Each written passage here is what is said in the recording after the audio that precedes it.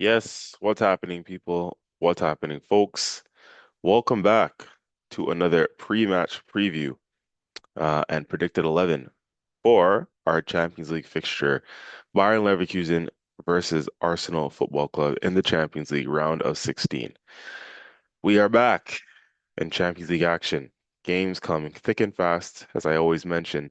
Um, and the Champions League is back for us.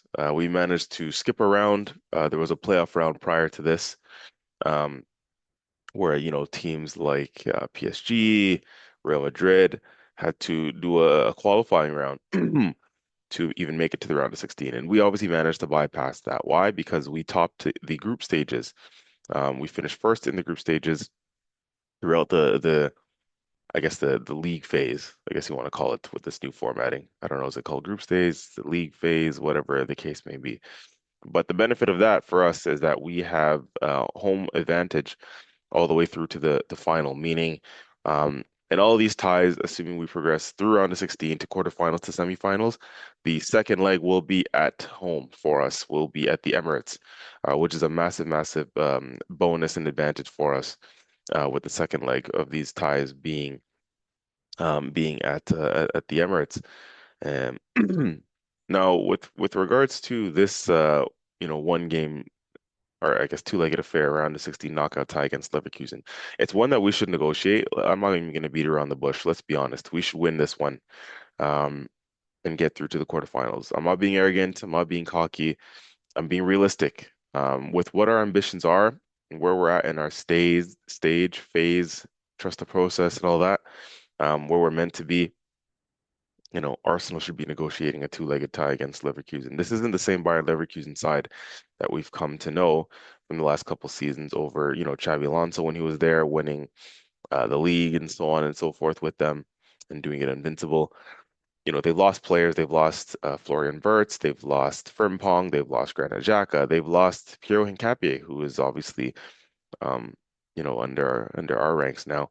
So it's not the same side. It's not the same side, and that being said, again, they're they're not horrible, right? Let's respect our opposition. I'm just checking the standings in the Bundesliga at the moment. So Leverkusen sits sixth in the Bundesliga standings. So far off from where they were a couple of years ago, like I said, when they were winning the league. Um, and again, where we are in our trajectory, we gotta negotiate this one, and we gotta get through to the quarterfinals by hook or by crook. Um, but it all starts with the first leg, right? The first leg is going to be very important. And we can't lose it. I don't want to lose it. We should not lose it. I don't want us to have this mentality that, rest players and take the first leg for granted because we have a second leg at home. I did say second leg being at home is an advantage, but by no means does that mean that we need to, sort of take this first leg lightly. In fact, we should be trying to do all we can and go all out in the first leg.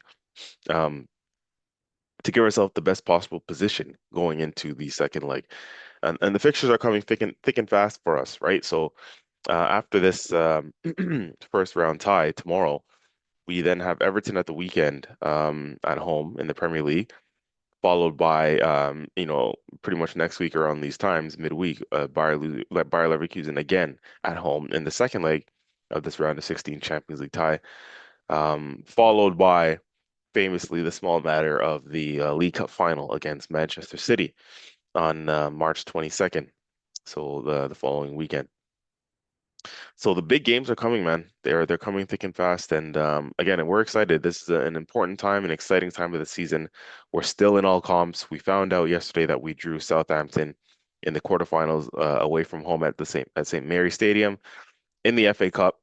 So quarterfinals of the FA Cup, um, round of 16 in the Champions League, top of the Premier League, 7 points clear, and League Cup final. So all four comps, we've prayed for times like this. We've asked to be in these sort of positions, and now we're here. We can't take anything for granted. So, listen, lo and behold, let's talk about a little bit of team news. Um, there was an open training session earlier today, and the reports coming out of that training session are, the likes of William Saliba, Declan Rice, Martin Zubimendi, Gabriel all trained. which is massively important and crucial to us. That's the core of our team. That's the spine. Let's be honest, in the center of our defense and center of our midfield. That's the spine that's got us to where we are today. Excuse me, sorry about that. Oh, look, a sneeze coming on. Um, yeah, that's the spine of our team, and that's how we've gotten to where we're at today in all these competitions. They're massively important for us, those four players, and they were given a rest on the weekend against Mansfield, and much needed, deservedly so. So I'm very happy that th those four will be back in contention. Other players that were available or seen in the training session were the likes of Saka and Eze and Jesus and Martinelli and pretty much most of the first team that were playing on the weekend as well in the FA Cup. Um, Max Dowman and Marley Salmon, the youngsters, were also in training, so you'd imagine that they might travel as well to Germany for this game. Um, Notable absentees, Martin Odegaard is the big one still, so he looks like he's still fighting for match fitness, which is annoying. Frustrates me again. He's starting to become injury prone. He's picked up ever since the back end of ever since the beginning of last season, where he picked up that serious injury, if you remember, on international duty.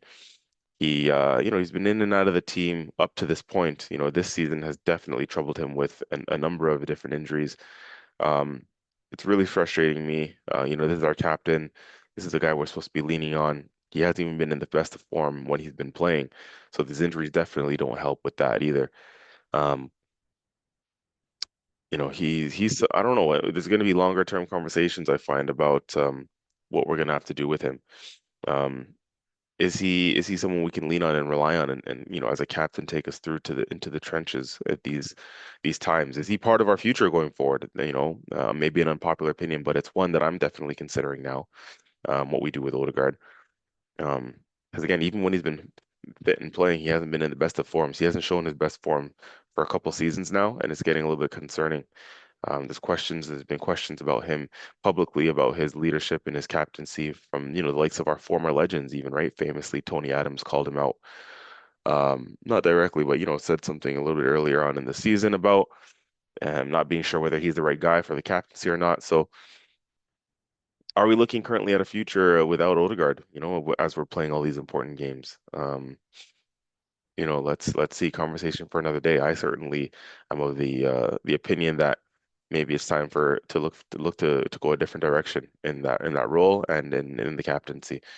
But let's see, that's a conversation for another time. But he is a notable absentee from today's training session. Um, he is an important. I will finish off by saying this about him. He's an important squad player to the squad at the moment. I don't know if he's someone that we rely on and lean on now and look to him to, achieve what we want to achieve going forward. But he definitely is still a big part of the squad, and so we do need him fit because he's important for certain game states, right? And I mentioned this in the past when it comes to, when we need to control the game and manage the game, when we have leads or when the game is getting a little bit chaotic or a little bit back and forth. He's important for these things because he keeps the ball well. So. Listen, I'm not diminishing his importance to the squad, but we're just calling into question maybe his importance as a first team player, as a captain, as a leader, as the main man. But listen, Martin Odegaard, get well soon, please. We need you in the squad, in and around the squad at the very minimum. Still an important member of the squad at this moment in time. So hopefully he gets back fit soon. Um, Now, with regards to Leandro Trossard and Calafiori, if you guys remember, they came off on the weekend in the FA Cup against Mansfield with knocks or with what looked like some sort of injury concerns, and they both trained today. That's the big news is that they both trained today. They were both seen and pictured in training and part of the training session with the rest of the group. So that's very encouraging, as far as I'm concerned. Um, and you expect, because they participated in training, you expect that they'll be available for selection for the Champions League fixture. Um, and I think it also suggests that, something we've been seeing relatively common this season is that when players have any sort of slight niggles or knocks, they're taken out of the firing line, whether it's Saliba coming out of us the starting 11, because, he had an injury in warm up or a slight ankle roll or whatever. Um, and again, similar things we've seen throughout the season, and the latest being now Trossard and Calafiori. It seems like what was the message that would have been sent to them before the game was, playing away from home against Mansfield on a tough, difficult pitch, not the best conditions. Your message might have been, hey guys, if you feel anything, just don't risk it, come out. And it looks like that might have been what happened in this case with regards to Trossard and Calafiori, because, as I said, both of them were pictured in training today and looking like they will travel with the group. So that's positive as far as I'm concerned. Um, so yeah, hopefully those two are going to be, indeed available for selection. Um, and yeah, so I mean, at this time of recording, Arteta hasn't yet done his press conference ahead of the game, and I think that'll be done in Germany. They should be flying over right now, the squad heading over there. So I guess we'll wait for some quotes and some things coming out from the actual press conference itself. Um, so yeah, let's wait and see for that. But without further ado, knowing what we know now, I'll get into the predicted 11. Um, and you'll see by my team selection the importance that I put on this game, and I think the importance that the manager will put on this game as well. So, predicted 11, David Raya in goal. No messing about, no nonsense. It's the round of 16. Um, Jeopardy on this one. We need to win. We need to get through. Um, and let's not mess about. David Raya starts in goal. Um, Ben White is still injured at the moment as well. I think I mentioned or we talked about that previously, but I did not mention it in this video so far. He looks like he was another notable absentee from the training session that took place today. Um, and as a result, I mean, yeah, he's not going to travel, we assume, right? We have to wonder what's going on there with him and his fitness. So, by default, Timber will slot back in at right back to start this game. I'm almost certain of that. Um, at center back now, what do we do? Well, what we do, in my opinion, you bring Saliba back in, you bring Gabriel back in. Again, it's Champions League. We're not messing about with this one. We want to win this competition as well. This is a priority competition, one we've never won, and yeah, we got to get the job done with our best team. Um, Try and win it in the first leg, right? Try and win it in the first leg, or try and put yourself in the best possible position, as I said. So that means the Saliba and Gabriel start center back. At left back, Piero and Capier. Um, for me, that's what I'd be doing. He knows the team and the club. Um, he came from Leverkusen. So what kind of reception will he get when he goes back there? And if he plays, he'll likely be fired up and motivated for it. And again, because of the importance of the game, um, he is our best left back at the moment. Most informed left back. There are questions: can we rotate him? Should we rotate him? Because he's played a lot. He even had to come on against Mansfield on the weekend and played significant minutes because of the injuries that were picked up mid-game. So, um, is he playing too much? Does he need a rest? I'd start him in this one. Again, playing against your former club, sometimes that brings a different level of motivation. He'll know the team and the players and the atmosphere, and be able to give our players some guidance on that. So, um, yeah, start your best back four. That's certainly the best back four for me, and Hincapié slots in to complete that back four, um, due to the importance of this game. Um, into midfield, I think again we're gonna revert back to type with our best midfield. And that is, Zubimendi playing sort of that number six, Declan Rice playing alongside him in that left eight role. Um, need I say more? Again, we don't have much quality depth in rotation in midfield at the moment, which is a concern.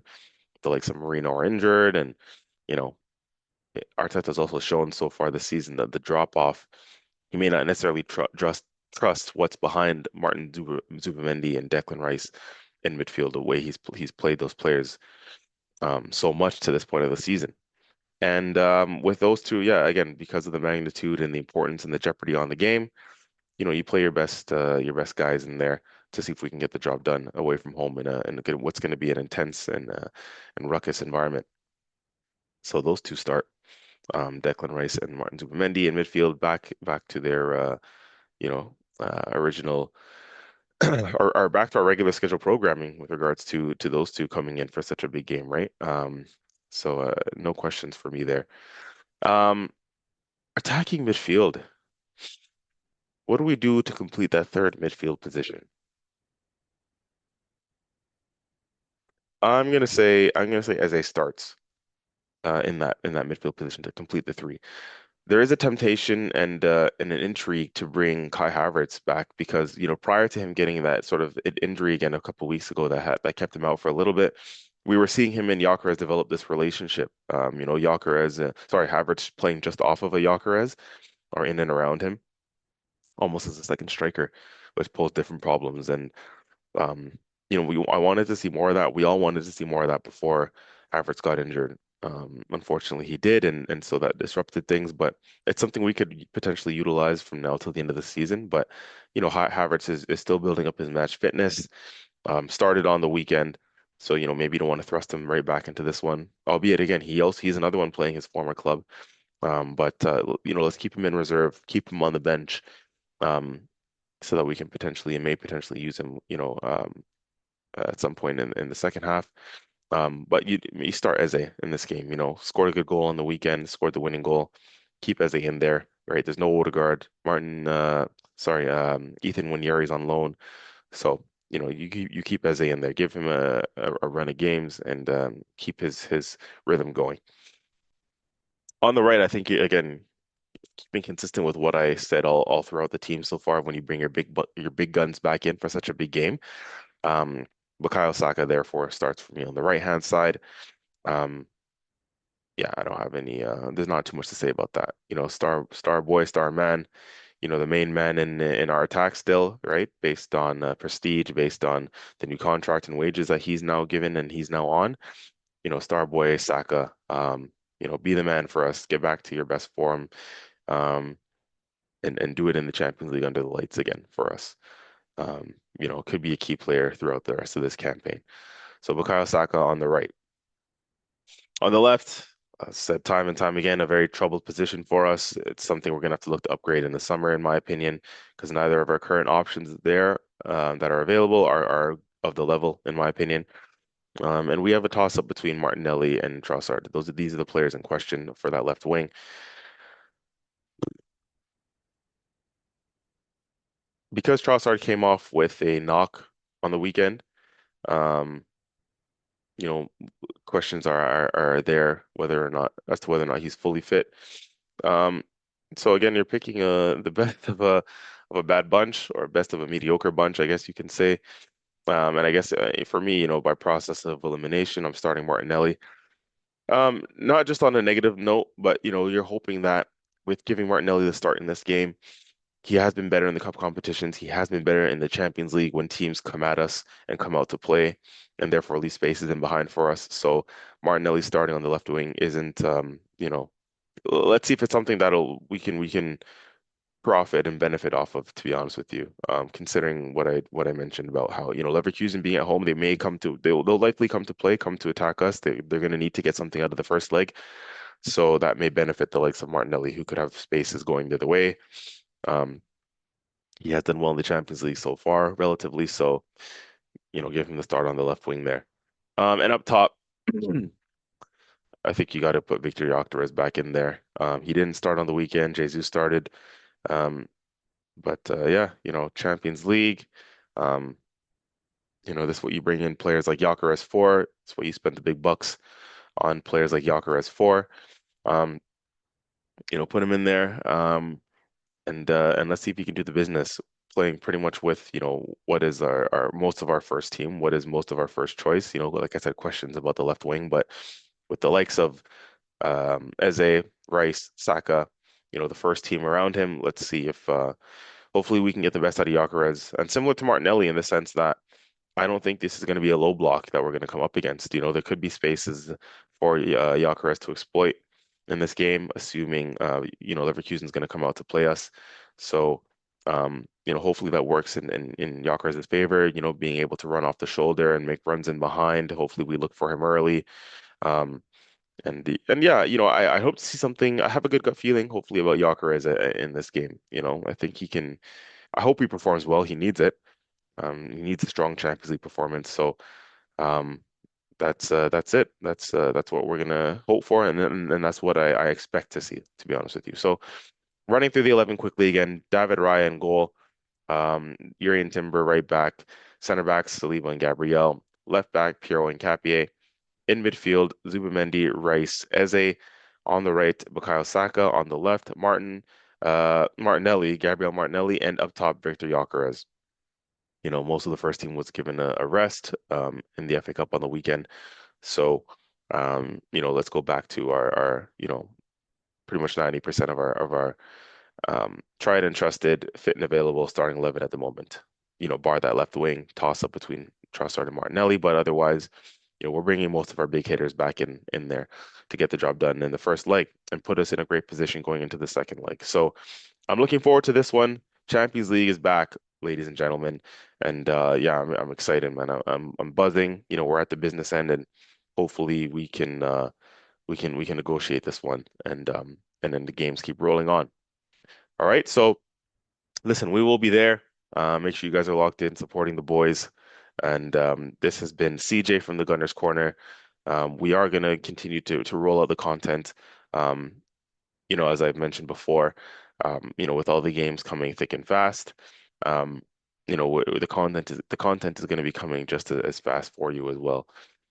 So make sure you're locked in and keep your notification bells on, right? Um, we will be there and just delivering you the good content, because there's a good vibe around at the moment. So footy fans, Arsenal fans, stay locked in. We are here, and we will continue to be here multiple times a week. So, with that being said, again, this has been CJ from the Gunners Corner.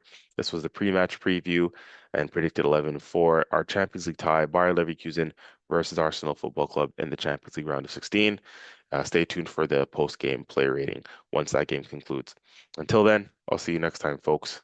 We're out of here. Bye-bye.